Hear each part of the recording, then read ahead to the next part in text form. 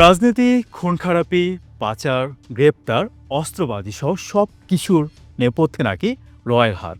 বিশেষ করে ফ্যাসিস্ট শেখ হাসিনা সরকারের আমলে ছিল বেশ চাঙ্গা ও শক্তিশালী। বিগত ১৫ বছর ধরে দেশের রাজনৈতিক ও প্রশাসনিক কাঠামোতে রয়ের অ্যাক্টিভিটি ছিল গভীর। এমনটাই বলা হচ্ছে, এর প্রমাণও মিলছে বেশ। নিয়ে নতুন আতঙ্ক, গোপন কিলিং মিশন। হিট লিস্টে রয়েছে গোটা ৫০-এর ব্যক্তি যারা আসন্ন জাতীয় নির্বাচনের প্রার্থী। এছাড়া জুলাই যোদ্ধাদের কয়েকজন রয়েছেন এই হিট লিস্টে, যারা ভারতীয় আগ্রাসনের বিরুদ্ধে সোচ্চার। আজকে আমরা কথা বলবো বাংলাদেশে রয়ের গোপন মিশন ও টার্গেট কিলিংয়ের ছক নিয়ে। কথা বলবো ভয়ঙ্কর পরিকল্পনা নিয়ে মাঠে নেমেছে রয়ের বাংলা মিশন গ্রুপ। তার আগে জানতে হবে কি আর বাংলাদেশ নিয়ে এত মাথা ব্যথা কেন রয়ের। রিসার্চ অ্যান্ড অ্যানালাইসিস উইংয়ের সংক্ষিপ্ত রূপই সহজ ভাষায় ভারতীয় গোয়েন্দা সংস্থা এটি। বাংলাদেশে রয়ের পৃষ্ঠপোষক আওয়ামী লীগ, এমনটাই অভিযোগ।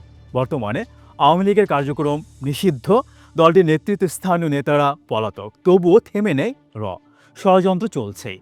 অভিযোগ, বাংলাদেশকে অস্থিতিশীল করতে নতুন পরিকল্পনায় কাজ করছে সংস্থাটি। ভয়ঙ্কর সেই পরিকল্পনার একটি হলো আসন্ন জাতীয় নির্বাচনের প্রার্থীদের মধ্য থেকে কয়েকজনকে দুনিয়া থেকে সরিয়ে দিয়ে নির্বাচনকে বানচাল করে দেওয়া। যে নির্বাচনে আওয়ামী লীগ নেই তা হতে দেবে না সেজন্য দেশে ছড়িয়ে ছিটিয়ে আছে রয়ের কিলিং মিশনের শার্প শুটাররা, যারা পতিত আওয়ামী লীগ পালিত অস্ত্রবাজ। রয়ের সেই মিশনের প্রথম টার্গেট হয়েছেন ইনকিলাব মঞ্চের মুখপাত্র ও ঢাকা ৮ আসনের স্বতন্ত্র প্রার্থী ওসমান হাদি।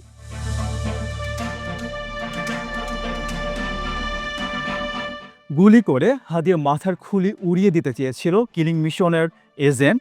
সন্দেহভাজন সেই শুটারের পরিচয় প্রকাশ পেয়েছে। আওয়ামী লীগের কর্মী তিনি, জামিনে বের হওয়া সন্ত্রাসী ফয়সাল করিম ওরফে দাউদ খান। জুলাই গণ অভ্যুত্থানের সময় আন্দোলনকারীদের দমনে ছাত্রলীগের হয়ে আগ্নেয়াস্ত্র নিয়ে মাঠে নেমেছিলেন এই ফয়সাল। একাধিক মামলার আসামি তিনি। ঢাকার কষায় সাবেক স্বরাষ্ট্রমন্ত্রী আসাদুজ্জামান খানের ঢাকা ১২ আসনের সমন্বয় কমিটির সদস্য ছিলেন এই ফয়সাল দাউদ খান। এ বিষয়ে চাঞ্চল্যকর এক তথ্য দিয়েছেন কাতার ভিত্তিক সংবাদ মাধ্যম আল জাজিরার অনুসন্ধানী সাংবাদিক জুলকারনাইন সায়েদ। তিনি দাবি করেছেন, অন্তর্বর্তী সরকারে এমন কিছু ব্যক্তি প্রবেশ করেছেন যারা চান না বাংলাদেশে সাধারণ নির্বাচন হোক বা রাজনৈতিক সরকার ক্ষমতায় আসুক। তার অভিযোগ, এই গোষ্ঠী সেনাবাহিনীকেও অস্থিতিশীল করতে চাইছে। দেশের অভ্যন্তরে রয়ের ৯ জন মূল ইনসাইডার রয়েছেন, তবে তাদের নাম প্রকাশ করা হয়নি। তিনি বলেছেন, পাশের দেশের গোয়েন্দা সংস্থা গত কয়েক মাসে সুব্রত বাইনের মতো অন্তত ৮০ জন আততায়ীকে দেশের বিভিন্ন পয়েন্ট দিয়ে অনুপ্রবেশ করিয়েছে। এদিকে দেশের আইনশৃঙ্খলা বাহিনীর বিভিন্ন সূত্রও এই শঙ্কা প্রকাশ করছে। সূত্রগুলো বলছে, বিভিন্ন আন্দোলনের মাধ্যমে ভারতীয় এজেন্টরা বাংলাদেশকে অস্থিতিশীল করার ষড়যন্ত্র চালিয়ে যাচ্ছে। এমন অভিযোগ উড়িয়ে দেওয়া যায় না, কারণ ২৪-এর অভ্যুত্থানের পর হাসিনা সরকারকে হারিয়ে বাংলাদেশে অনেকটাই দুর্বল হয়ে পড়েছে কর্তৃত্ব অনেকটাই হারিয়ে ফেলে ভারতীয় এজেন্টরা। ছিঁড়ে যায় তাদের সাজানো গোছানো এক জাল বা নেটওয়ার্ক, যে নেটওয়ার্ক বাংলাদেশের আমলাতন্ত্রে ব্যাপক খবরদারি করতে সক্ষম ছিল। ডিসিশন মেকারদের ঘাড়ে নিঃশ্বাস ফেলত রয়ের এজেন্টরা, আর হাসিনার পলায়নের পর সেই নেটওয়ার্ক প্রায় গুটিয়ে নিতে বাধ্য হয় গোয়েন্দা সূত্র বলছে, বাংলাদেশে ফের সক্রিয় হতে ২০২৪ সালের নভেম্বরে রয়ের ২ জন ঊর্ধ্বতন কর্মকর্তা ঢাকায় পা রাখেন।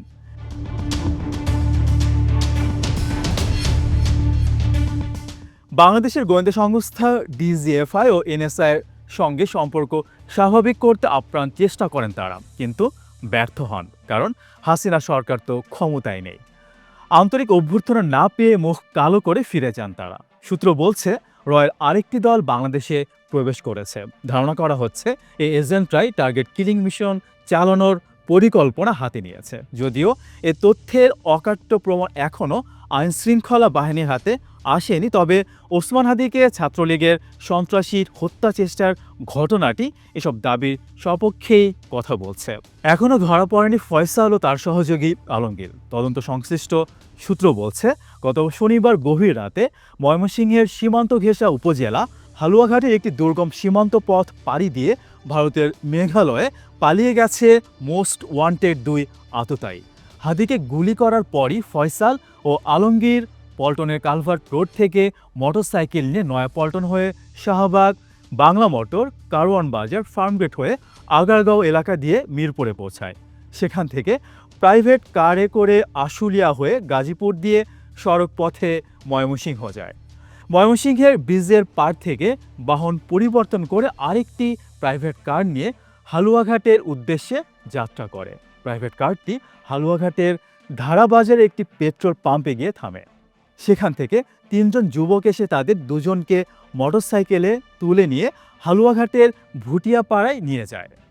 রাত 2:30 পর্যন্ত থেকে ভুটিয়াপাড়া সীমান্ত পাড়ি দিয়ে তারা ভারতের মেঘালয় রাজ্যের পশ্চিম গারো পাহাড় জেলার একটি পৌরসভা এলাকায় পৌঁছায়। সম্প্রতি দ্য মিরর এশিয়ার এক প্রতিবেদনে উঠে আসে নিয়ে ভয়ঙ্কর সব তথ্য। প্রতিবেদনে বলা হয়, ভারতের বর্তমান টার্গেট ইউনূস সরকারকে হিজবুত তাহরির ও শিবির প্রভাবিত সরকার বলে চিহ্নিত করা ও বাংলাদেশে একটি রাজনৈতিক অস্থিরতা সৃষ্টি করা। একই সাথে আওয়ামী লীগকে প্রকাশ্য রাজনীতিতে ফিরে আসার জন্য প্রস্তুত করা।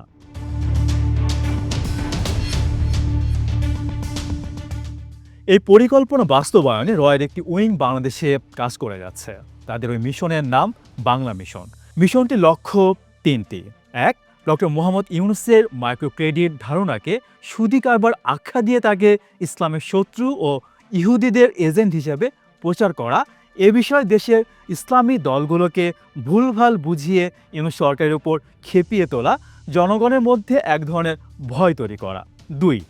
ইউনূস সরকারের অধীনে দেশ অনিরাপদ, দেশ আফগানিস্তান হয়ে যাচ্ছে ভয় ঢুকিয়ে দেওয়া। অন্তর্বর্তী সরকারের অধীনে সুষ্ঠু নির্বাচন সম্ভব নয় প্রতিষ্ঠা করে নির্বাচন বানচাল করা। 3. জনমনে উদ্বেগ উৎকণ্ঠার বীজ বুনে আগেই তো ভালো ছিলাম মন্তব্য প্রতিষ্ঠা করে আওয়ামী লীগের পুনর্বাসন করা। এই 3 লক্ষ্য পূরণে যা যা করা দরকার তাই করার পরিকল্পনায় মগ্ন রয়ের এজেন্টরা। সেই ভয়ঙ্কর পরিকল্পনার অন্যতম হল নির্বাচনী প্রার্থীদের হত্যা, যার প্রথম শিকার ওসমান হাদি। হয়তো এরপর হাসনাত, নাহিদ, সার্জিস বা বিএনপি জামায়াতের কোনো প্রার্থী আক্রমণের শিকার হতে পারেন।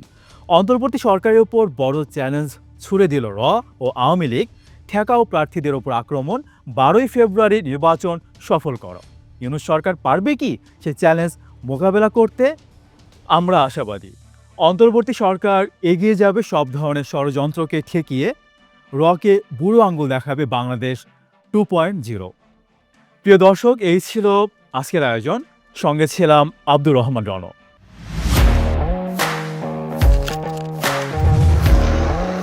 প্রফেশনাল স্টুডিও খুঁজছেন? ঢাকার প্রাইম লোকেশন নয়াপল্টনে দেশ সমাচার স্টুডিও আপনার কন্টেন্ট প্রোডাকশনের নির্ভরযোগ্য ঠিকানা। এখানে পাবেন 4K ক্যামেরায় মাল্টি অ্যাঙ্গেল রেকর্ডিং, আছে গ্রিন ও ব্ল্যাক স্ক্রিন সেটআপ, উন্নত মানের মাইক্রোফোন ও sound proof voice over booth. আপনার পছন্দ মতো স্টুডিও ডিজাইন করার সুযোগও থাকছে। Hazrat Shahjalal news content, talk show, interview বা পডকাস্ট যা কিছুই করেন এখানে পাবেন প্রফেশনাল সেটআপ আর ফুল এডিটিং সাপোর্ট।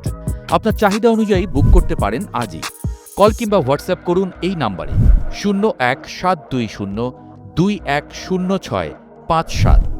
ভিজিট করুন আমাদের ওয়েবসাইট ও ফেসবুক পেজ।